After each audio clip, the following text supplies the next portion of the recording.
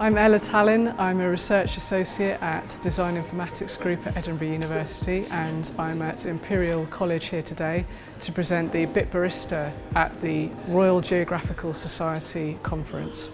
BitBarista is a home coffee machine. It's a DeLonghi coffee machine, and it's enhanced with a Raspberry Pi, which is just a really small, simple computer. And that enables it to get onto the internet and, most importantly, have a Bitcoin account. So there's a number of reasons why we were interested in building this machine. One of them is that we were interested in creating this more meaningful connection between consumers and growers, so that we're more aware of the origins of the products that we're buying. Another reason was that we're interested in this idea of revealing rather than concealing the complex data processes behind the transactions taking place. In interface design, for a long time, simple is best.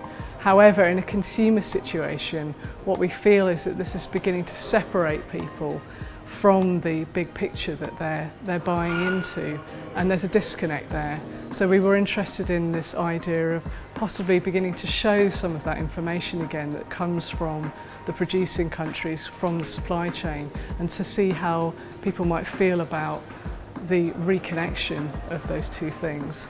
Last year we ran a study of people's initial perceptions with the BitBarista. People could very rapidly see the connection with coffee producing countries. There was a sense of importance around that connection. They didn't know the extent of the machine and its abilities, and felt that there was potential that it could be connecting to many other things that it really shouldn't be connecting to. So for example, their Facebook page, it could be connecting to their bank account. They bring this sort of sense of mistrust which has come from experiences elsewhere, and as designers of new technology, we are going to have to accept that as the current status quo and work with our designs and our interface designs to build people's trust up again.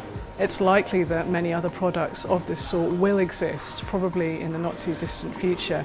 So the aim of a research project such as BitBarista is to try to get a sense of how people are going to react and respond to these new technologies before they've arrived, so that we can then start to think about what it is that we actually want to design, what kind of future do we actually want. There's also potential for a new project which will be exploring the supply chain and coffee grower side. So there's a lot of complex work to do about how that type of data would be produced and what that would mean for example, coffee growers and suppliers.